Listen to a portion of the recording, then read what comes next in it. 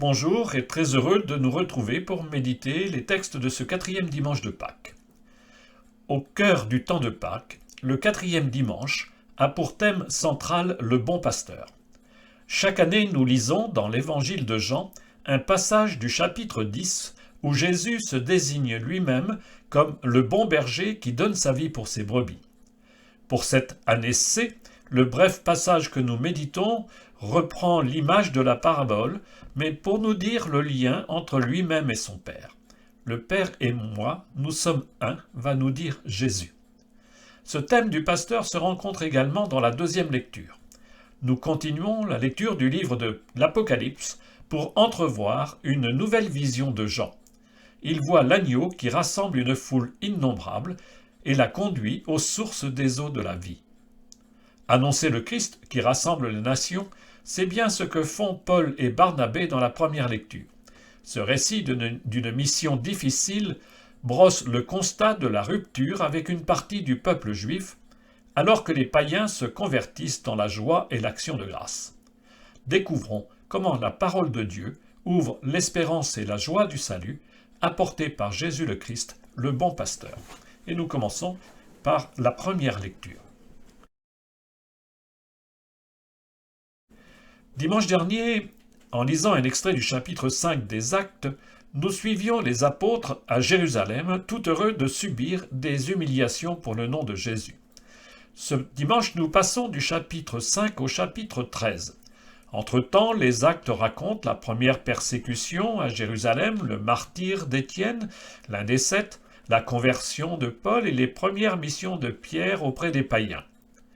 Au chapitre 13, nous commençons à suivre les voyages missionnaires de Paul. Lui et Barnabé ont quitté Jérusalem et ils ont intégré la communauté chrétienne d'Antioche en Syrie. Et voilà que la communauté décide d'envoyer en mission Paul et Barnabé, après avoir jeûné et prié et leur avoir imposé les mains. Après avoir annoncé l'évangile sur l'île de Chypre, ils reviennent sur le continent et arrivent dans une ville appelée Antioche de Pisidie, au cœur de l'actuelle Turquie. Paul se rend ce jour-là à la synagogue d'Antioche et il prend la parole lors de l'assemblée du sabbat. Nous le retrouverons 8 jours plus tard au même endroit. Ceci est raconté donc au chapitre 13 des Actes, les versets 14, puis 43 à 52. En ces jours-là, Paul et Barnabé poursuivirent leur voyage au-delà de Pergé et arrivèrent à Antioche de Pisidie. Le jour du sabbat, ils entrèrent à la synagogue et prirent place. Une fois l'assemblée dispersée, beaucoup de Juifs et de convertis qui adorent le Dieu unique les suivirent. Paul et Barnabé, parlant avec eux, les encourageaient à rester attachés à la grâce de Dieu. Le sabbat suivant, presque toute la ville se rassembla pour entendre la parole du Seigneur. Quand les Juifs virent les foules, ils s'enflammèrent de jalousie. Ils contredisaient les paroles de Paul et l'injuriaient. Paul et Barnabé leur déclarèrent avec assurance: « C'est à vous d'abord qu'il était nécessaire d'adresser la parole de Dieu. Puisque vous la rejetez et que vous-même ne vous jugez pas digne de la vie éternelle, eh bien, nous nous tournons vers les nations païennes.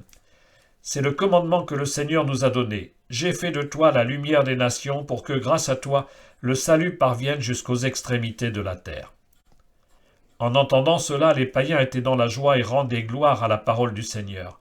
Tous ceux qui étaient destinés à la vie éternelle devinrent croyants.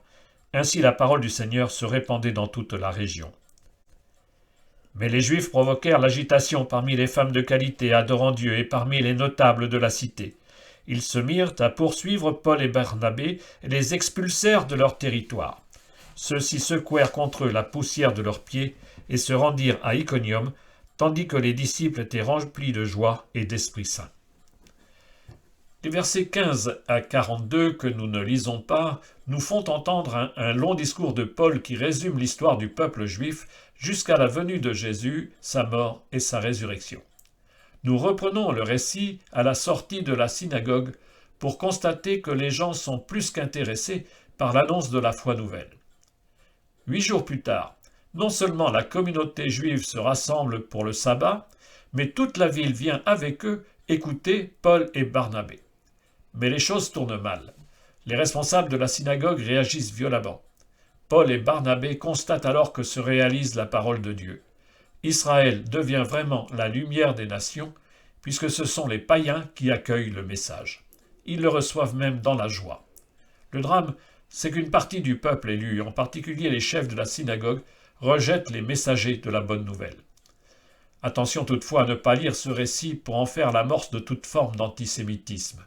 Ce qui s'est passé ce jour-là à Antioche de Pisidie porte pour nous deux enseignements. En premier, nous sommes bien les héritiers du peuple juif qui demeure pour nous la lumière des nations. C'est bien pour cela que nous lisons comme parole de Dieu inspirée les livres juifs de notre Bible. En second, soyons dans la joie quand, aujourd'hui encore, des païens se convertissent. Rendons gloire à Dieu en voyant la parole de Dieu se répandre partout dans le monde. Nous allons lire maintenant la deuxième lecture. Le livre de l'Apocalypse, pour cette deuxième lecture, nous fait contempler de nouveau les visions de Jean. Ce qu'il nous décrit ce dimanche nous rappelle la même lecture que nous lisons pour la fête de la Toussaint. Une foule immense se tient debout devant l'agneau. Ils ont tous été marqués du sceau qui est pour eux la marque du salut. Cette vision est décrite au chapitre 7 des Actes, le verset 9, puis les versets 14 à 17. Moi, Jean, j'ai vu. Et voici une foule immense que nul ne pouvait dénombrer. Une foule de toutes nations, tribus, peuples et langues. Ils se tenaient debout devant le trône et devant l'agneau, vêtus de robes blanches, avec des palmes à la main. L'un des anciens me dit « Ceux-là viennent de la grande épreuve, ils ont lavé leurs robes et les ont blanchies par le sang de l'agneau.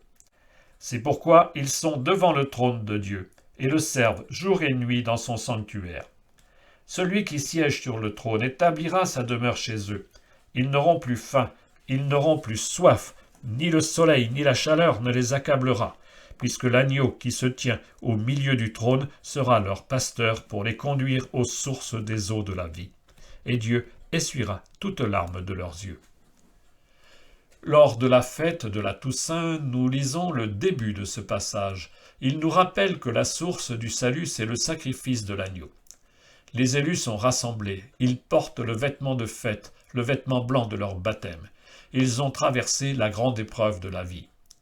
Ce que nous décrit encore cette vision, c'est une liturgie céleste. Les élus sont au service de Dieu. Le temps de l'épreuve est fini, plus de faim, plus de soif, plus de souffrance. Paradoxe de l'image, c'est l'agneau qui devient le berger. Il est le pasteur qui conduit vers les sources d'eau vive, image du bonheur éternel. Dieu comble son peuple et le console. Ces images fondent l'espérance chrétienne, la vie éternelle promise aux élus qui ont été marqués du sceau du Christ au jour de leur baptême. Laissons-nous porter par cette vision pleine d'espérance et de douceur, car Dieu veut notre bonheur. Et nous nous mettons maintenant à écouter l'évangile de ce dimanche.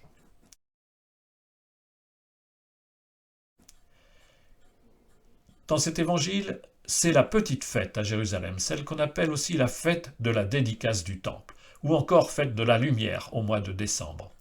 L'évangéliste a mis dans la bouche de Jésus la belle parabole du bon berger. Il est à la fois la porte des brebis et le berger qui donne sa vie pour elles. Les paroles de Jésus sèment la division chez ses auditeurs. Certains sont touchés, se rappelant la guérison de l'aveugle-né. D'autres s'indignent et le croient possédé du démon. On voit Jésus déambuler à l'entrée du temple. Les Juifs le pressent de dire s'il est vraiment le Messie attendu. Écoutons sa réponse. Ce bref enseignement où Jésus reprend l'image du berger se trouve au chapitre 10, les versets 27 à 30 de l'évangile de Jean. En ce temps-là, Jésus déclara « Mes brebis écoutent ma voix. Moi je les connais et elles me suivent. Je leur donne la vie éternelle. Jamais elles ne périront et personne ne les arrachera de ma main. Mon Père qui me les a donnés est plus grand que tout, et personne ne peut les arracher de la main du Père. Le Père et moi, nous sommes un. » Nous n'entendons pas la totalité de la réponse de Jésus. Il commence en effet par provoquer ses interlocuteurs en rappelant ses faits et gestes. Les signes, autrement dit les miracles chez Jean, sont là pour témoigner pour lui parce qu'il agit, nous dit-il, au nom de son Père. Jésus reproche à ses opposants de ne pas croire en lui, de refuser de le reconnaître comme leur berger. « Vous n'êtes pas de mes brebis. » Il ne dit pas explicitement qu'il est le Messie, mais c'est ce qu'induit sa réponse. Dans les paroles que nous lisons pour le coup à la messe, Jésus reprend l'image du berger. Elle renvoie au roi David et fait clairement allusion au Messie roi, berger de son peuple, qui guide et protège ses brebis. Il est le vrai berger et les vraies brebis écoutent sa voix. Mais là où tous attendent un Messie roi qui va apporter une libération politique pour le peuple, Jésus annonce une autre dimension du salut. Non pas un salut immédiat, mais la promesse d'une vie éternelle. Relisant ces paroles aujourd'hui, nous voilà conviés à écouter la voix du berger qui prend soin de chacun de nous les baptisés. Nous sommes ses brebis. Il prend soin de nous. Mais notre salut est promesse d'un bonheur qui dépasse l'horizon quotidien de nos vies. Le vrai salut promis par le roi Messie, c'est la vie éternelle. Comme quoi, Jésus est vraiment le Messie. Pour achever de déstabiliser ses interlocuteurs, Jésus précise alors la relation intime et privilégiée qu'il vit avec son Père. Personne n'arrachera une seule brebis de la main du Sauveur, car personne ne peut arracher la vie d'une seule brebis du troupeau qui sont dans la main du Père. N'est-il pas réconfortant de nous entendre dire que notre vie, notre salut, notre bonheur, tout cela est dans la main toute puissante du Père?